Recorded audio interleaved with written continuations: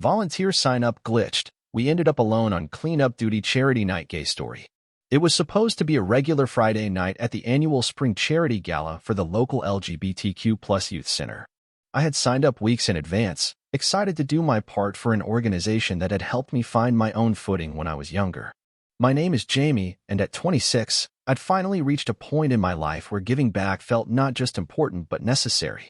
I'd always been the organized one among my friends, color-coded calendars, perfectly timed arrivals, and a penchant for planning that bordered on obsessive. This reliability made me a perfect volunteer candidate, or so I thought. The youth center had been my sanctuary during my tumultuous high school years when coming out to my traditional family had left me feeling adrift. Now, with a stable job as a graphic designer and my own apartment, I wanted to help create that same safe space for others. The event was held at the renovated Westfield Community Center, a beautiful old building with high ceilings, exposed brick walls, and large windows that let in streams of natural light during the day.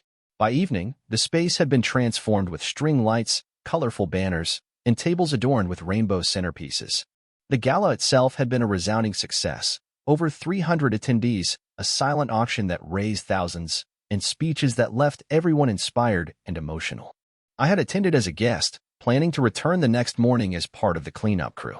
The volunteer coordinator had sent out a final confirmation email assuring us that 10 people would be showing up at 9 a.m. sharp to handle the aftermath. I remember thinking how efficient it would be with so many hands making light work. When my alarm went off at 7:30 the next morning, I groaned but dutifully rolled out of bed. There's something particularly virtuous about volunteering on a Saturday morning when most people are sleeping in.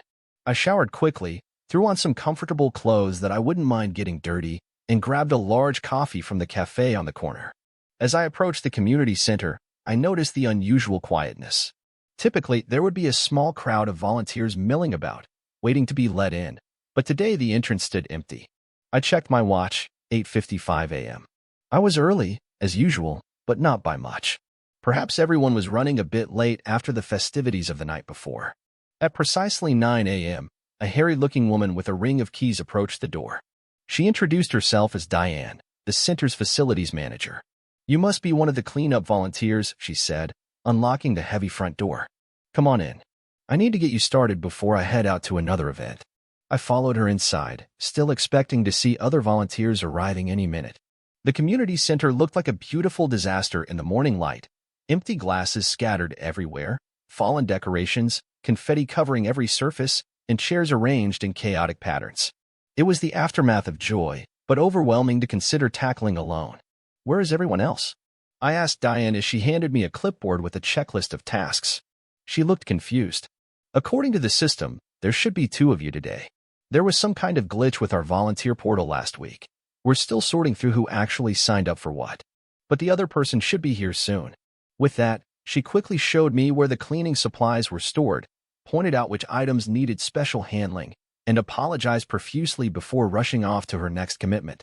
I stood in the middle of the mess, clipboard in hand, wondering how 2 people were supposed to restore this space to order in the 5 hours allotted. Just as I was contemplating calling the volunteer coordinator, the front door swung open. And that's when he walked in, tall, slightly disheveled, with dark curly hair and the kind of smile that immediately put you at ease. "Please tell me I'm not the only one who showed up," he said, surveying the room with wide eyes. I couldn't help but laugh at the absurdity of our situation. "I'm afraid it's just us," I replied. Apparently, there was a glitch in the sign-up system. He introduced himself as Eli, a 28-year-old nurse who volunteered regularly with the youth center. He had the kind of warm presence that immediately made you feel like you'd known him for years, with expressive hands that gestured broadly as he spoke and a laugh that seemed to come from deep in his chest. "Well," Eli said, rolling up the sleeves of his flannel shirt, "I guess we better get started if we want to finish before next week." There was something about his attitude, the way he approached the seemingly impossible task with humor rather than dread, that immediately lifted my spirits. We decided to divide and conquer, with Eli taking the main hall, while I started on the kitchen area, where catering had left behind a maze of serving trays and utensils. As we worked, we shouted questions and comments to each other across the space. "So what brought you to volunteer?" Eli called out as he filled a large trash bag with disposable cups. I explained my history with the youth center while sorting silverware into bins. They were there for me when I needed them most, I said, recounting how the center's support group had helped me navigate coming out to my parents. Now I want to make sure they can keep doing that for other kids. Eli nodded, understanding immediately. Similar story here, he shared. Except I was the kid who was always getting into trouble. The center gave me structure when I needed it most. Probably why I became a nurse. Turns out I actually like helping people. The conversation flowed easily as we worked, moving from our personal connections to the center to our current lives, jobs, and interests. I learned that Eli worked night shifts at the local hospital, which explained why he wasn't bothered by an early Saturday morning cleanup. After a 12-hour shift in the ER, picking up party decorations is actually pretty relaxing, he joked. I told him about my graphic design work, how I'd recently started freelancing on the side to build my portfolio. I actually designed the posters for this event. I admitted, a hint of pride in my voice. The rainbow gradient one? That was seriously good work, Eli said, and I couldn't help but feel a flush of pleasure at the compliment. As the morning progressed, we fell into a rhythm, moving from task to task with increasing efficiency. The initial overwhelm had given way to a sense of shared purpose. We'd occasionally find ourselves working side by side, shoulders brushing as we tackled the same area. Each small contact sent a little jolt through me that I tried to ignore. It had been a while since I'd felt that spark of interest in someone, and the timing seemed almost comically inconvenient. Bonding over trash bags and cleaning spray wasn't exactly the meet-cute I'd imagined for myself. Around noon, we took a break, sitting on the stage at one end of the hall with sandwiches Eli had thoughtfully packed in his backpack. I always bring extra food to volunteer events, he explained. You never know when someone will forget lunch. He handed me half of his sandwich without hesitation, an act of casual generosity that seemed to sum up everything I was learning about him. As we ate, we surveyed our progress. We'd made a significant dent in the chaos, though there was still plenty to do. You know, Eli said between bites, I'm actually glad the system glitched. I raised an eyebrow, skeptical. Really? You're enjoying spending your Saturday elbow deep in other people's party mess. He laughed, that full-bodied sound that I was quickly coming to appreciate. Well, when you put it that way. But honestly, yes. With 10 people, we'd all be working in silence with our headphones in, just trying to get done and get out. This way, I've actually had a chance to get to know you. The directness of his statement caught me off guard, and I felt that same flush returning to my cheeks. Let me explain why this matters, he continued, gesturing around us. Spaces like this, events like last night, they're about connection, right? Creating community. But sometimes I think the real connections happen in moments like this, in the cleanup, in the work that no one sees or celebrates. There was a thoughtfulness to his words that resonated with me. I'd always been someone who found meaning in the behind-the-scenes effort, in the foundations that supported the more visible successes. After lunch, we tackled the hardest part, the main hall floor, which was covered in a stubborn combination of confetti, glitter, and what appeared to be cake frosting in some areas.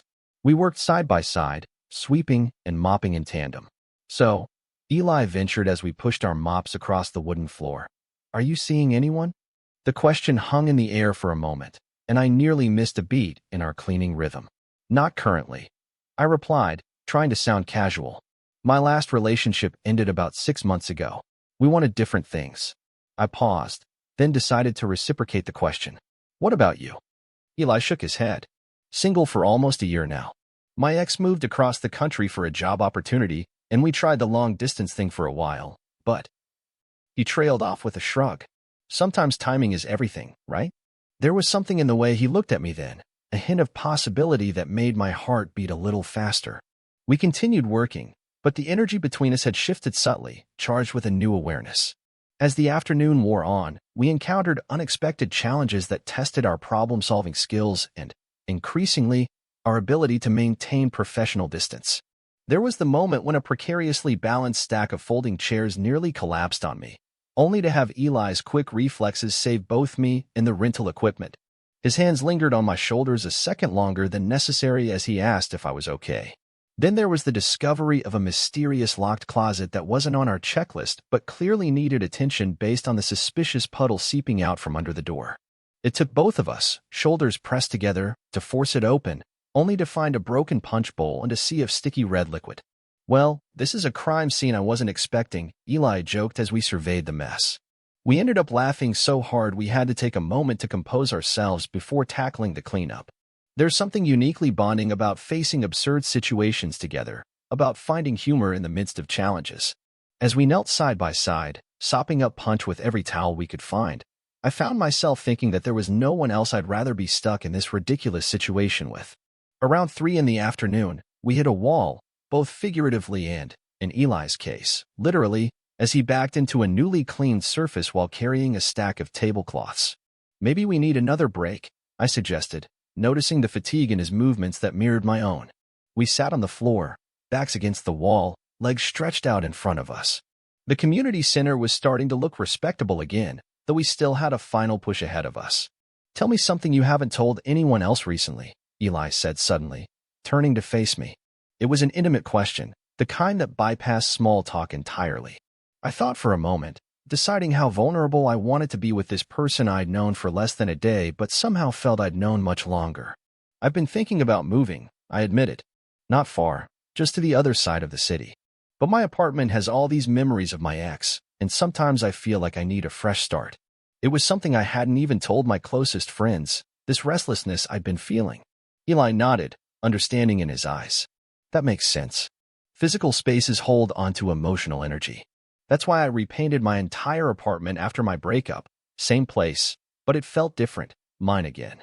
He hesitated, then offered his own confession. I've been thinking about switching to day shifts, maybe even a different department altogether. I love emergency medicine, but the constant crisis mode is wearing me down. I want more stability, more regular connections with people. The parallel in our situations wasn't lost on me. We were both at inflection points, considering changes that would reshape our daily lives. It's scary, isn't it? I said. Making changes even when you know they're probably good for you. Eli's hand found mine on the floor between us, a brief squeeze of solidarity that sent warmth spreading up my arm. The scariest things are usually worth doing, he replied, his voice softer than before. Our eyes met, and for a moment, I thought he might lean in closer. Instead, he stood up, offering his hand to pull me to my feet.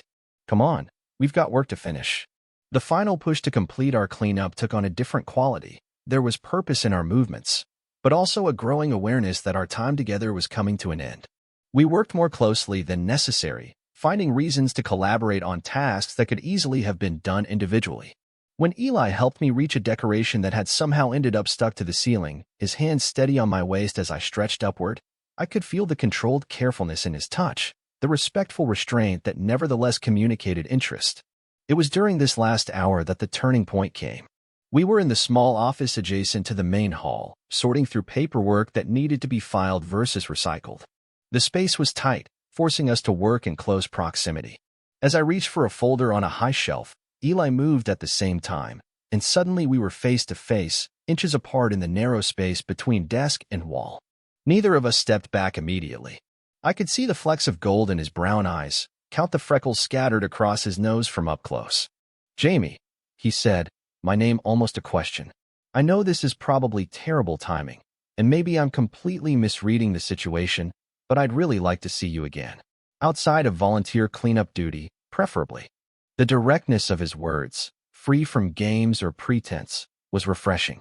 I felt a smile spreading across my face before I could even formulate a response. I'd like that too, I replied. Very much. The relief in his expression was immediate and endearing. He didn't try to kiss me then, though I think we both wanted it. Instead, he simply nodded, a promise of something to come, and we returned to our work with renewed energy and slightly goofy smiles. By 5 o'clock, we had accomplished what had seemed impossible at 9 that morning. The community center gleamed, every surface cleaned, every item returned to its proper place. We stood in the middle of the main hall, surveying our work with justified pride. We make a good team, Eli said, bumping his shoulder gently against mine. We really do, I agreed, allowing myself to lean slightly into the contact. As we gathered our things and prepared to leave, there was a moment of awkwardness, the transition from the bubble we'd created back to the real world. We exchanged phone numbers, both of us fumbling slightly with our phones as if we were teenagers again. So, Eli said as we stood outside the community center, the late afternoon sun casting long shadows across the parking lot. Would it be too forward to ask if you're free for dinner tonight? After we both shower and change, of course. He gestured down at his clothes, which like mine bore the evidence of our day's work, smudges of unknown origin, water stains, and the inevitable glitter that would probably linger for days. I pretended to consider the question seriously, though my answer was already formed. Normally I'd say yes, that's too forward, I replied, watching his face fall slightly before I continued. But considering we've already spent 8 hours cleaning up other people's messes together, I think we've bypassed several traditional dating steps already. His smile returned, brighter than before. We made plans to meet at a restaurant downtown at 8, giving us both time to go home and recover from our unexpected shared adventure. As I drove home, I couldn't help reflecting on the strange serendipity of it all. A technical glitch had created the conditions for a connection that might never have formed otherwise. In the rush of a 10-person cleanup crew, Eli and I might have exchanged brief pleasantries at most. Instead, we'd been given the gift of uninterrupted time, of seeing each other respond to challenges, of sharing stories, and building something from chaos together. That evening, sitting across from Eli at a small table in a cozy restaurant, both of us transformed from our cleanup clothes into more date-appropriate attire. I felt a sense of continuity rather than beginning. Our conversation picked up exactly where it had left off, flowing easily between serious topics and lighthearted banter. When his hand found mine across the table, it felt like the most natural progression imaginable. You know, Eli said as we shared a dessert later in the evening, I've been thinking about what you said earlier, about the youth center being there for you when you needed it most. I nodded, encouraging him to continue. What if we volunteered together for their mentorship program? Not just cleanup duty, but actually working with the kids. The suggestion touched me deeply. Not just the idea itself, which aligned perfectly with my own values, but the fact that he was already thinking about ways we could share meaningful experiences in the future. I'd love that, I replied, squeezing his hand. Though maybe we should check if their volunteer sign-up system has been fixed first. We both laughed, acknowledging the fortunate malfunction that had brought us together. As we left the restaurant later that night, walking close enough for our hands to brush against each other in a way that felt both new and familiar, I couldn't help but think about how often the best connections form in unexpected circumstances, when plans fall apart, when systems glitch, when we find ourselves facing challenges we never anticipated. 3 months later, Eli and I returned to the Westfield Community Center, this time as co-leaders for a weekend art workshop for LGBTQ+ youth. As we set up the tables and laid out supplies, I caught him looking at me with a smile that still made my heart skip. What?